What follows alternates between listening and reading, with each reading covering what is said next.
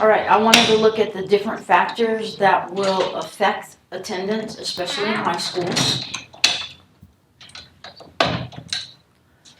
The problem is that, first of all, attendance is compulsory. So in the state of Florida, all students the ages from 6 to 16 are required to go to school. So it's both the state's duty to educate the children in the state of Florida. Additionally, it's their right to have attendance requirements. So that being said, chronic absenteeism is any time a student misses 10% of the school year.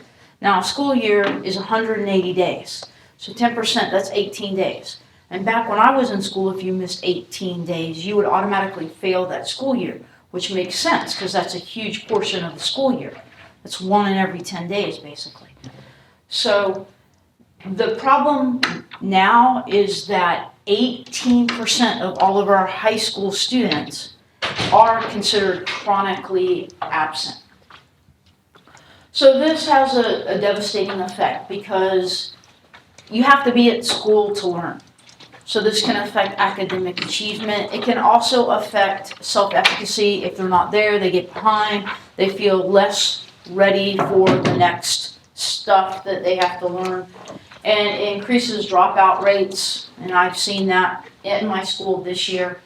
And it also leads to the pipeline, the school to prison pipeline. So my purpose statement is, the purpose of the study is to explore links between grade level gender and excessive unexcused absences. So we can't figure out how to change this problem unless we understand where the problem lies.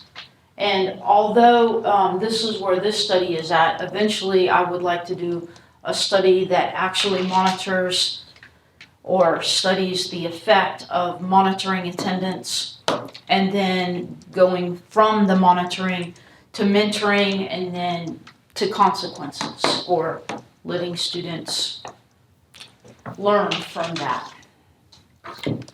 So my research questions are, what influence does gender have on attendance, and then what influence does grade level have on attendance? So for my theoretical framework, I chose both situational leadership and servant leadership, and I'll just explain a little bit about why I decided that. We know servant leadership is putting the growth of our followers, in this case it would be our students, at a higher premium than our own. So being able to learn how to listen empathetically and go forward, helping that student grow themselves. And then situational leadership, I think, is very important, especially in the attendance world, because the reasons why those students are absent can be anywhere from health issues, whether it be mental or physical health issues, to home issues, or just delinquents. We'll just say delinquents. So going in this mentoring position to talk to the students, it's better to have this mindset and go forward knowing that you're not going to handle every situation the same. That student that has some major physical health ailments, you would treat much differently than that delinquent. And then there's all of those ranges in between. So my hypothesis is that excessive unexcused absences will be greater among seniors. The reason why I thought that would be because seniors are more mobile, a lot of them drive. Usually they've reached a point that parents are not supervising them through their home access as the younger students, and that it would be greater among males. Eventually I want to get to being able to use the mentoring and the monitoring and consequences to help decrease the amount of unexcused absences also. My design is non-experimental. This was basically a convenience sample. It was the students at my school. In fact, it was specifically the students at my school that had accumulated at least 5 or more unexcused absences. And so it was within that subject's design, but it was the entire group that I looked at.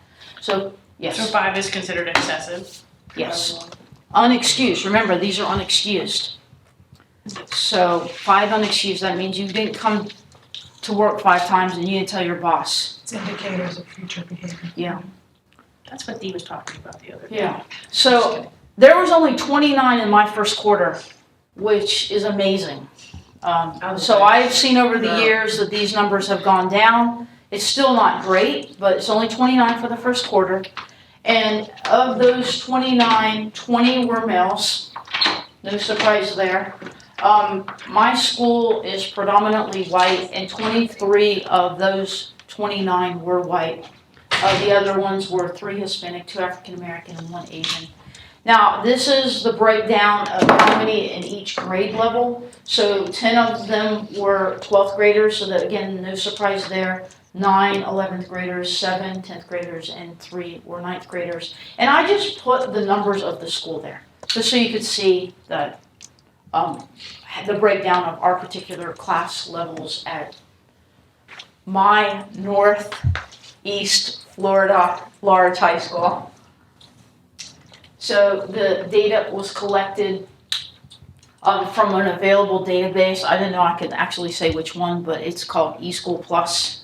I know that Marie specifically indicated which program that she used. In that database, I have all kinds of information, and not just their ages and grades and their absences, but gender, race, their grades, their discipline, everything, a whole bunch of stuff. So how did I analyze this? First of all, I used a multiple linear regression, and it was conducted to determine if excessive unexcused absences can be predicted from both grade level and gender. My justification for using MLR is my dependent variable was continuous. My 2 predictor variables, one was ordinal and one was nominal. And according to Mugis, or however you say that, that would be an MLR. My major findings were horrible. This study did not pan out. So my R-squared value was 0.002, so almost non-existent. And that explains the amount of variance to be explained in absences by these predictors. My adjusted R-squared value was 0.075, again, horrible. It means that gender and grade level does not predict attendance, and my model had a very poor fit, unfortunately. According to the standardized coefficients, that's when, I don't know if you guys remember this, but the standardized coefficients allow us to compare the variables to one another. And so according to that, gender was a slightly better predictor, although still not good at all, than grade level. And my results were not statistically significant. It was horrible. Again, maybe if I raised the number of participants, which I could not have done, I could have, but it wouldn't have been practical to force my kids to be absent to do the study. They won't be excused. No, then it wouldn't be excused. So my critique. First of all, I changed topics completely this semester, as you guys know. And I'm glad that I did, because I'm really interested in this, but I don't know that it's actually if I'm going to be able to continue on this path and turn it into a dissertation topic. Ultimately, it would be best if I could do a longitudinal study to see throughout the years for my students. But of course, that would take too long. It really would. And I also got the impression that I am not going to be able to get district approval to be using my students' data for this. I don't know. I haven't asked officially, but I got some negative feedback on that. The number of males was 20 versus 9 females. To have a better study, more robust study, I would need more equal numbers for my males and my females. And then there are tons of underlying factors that just aren't accounted here. I don't remember which one of us, but there was a negative effect. It was Maurice. The more time she saw her students, The worse they did. the worse they did. But the thing about that is, and I noticed that as far as attendance goes, these are 29 people out of 2,050.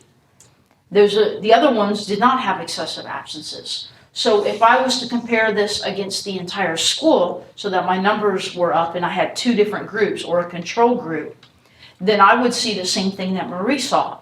And that would be because, of course, the ones I'm talking to are the ones that have excessive absences. And it would look negatively like me talking to them would cause that, but it's the opposite. They're absent, so I'm talking to them more. And unfortunately, that won't necessarily make a change, as you saw, because of other underlying factors. Like, for instance, the non-parental involvement, and I've seen that true. We had a kid completely drop out, and the parent contacted me after the fact wanting to know how her child was doing. She didn't even know he had dropped out of school. So that blew my mind. And then there are students, another student in this particular study now has a felony suspension. So, I couldn't have controlled that. He had issues outside of school, behavioral issues that got him arrested, and therefore he's out of our school for a felony suspension. So anyhow, and these are just references. Any questions, comments? We are done. Last Saturday class ever. I know. I'm glad you were there.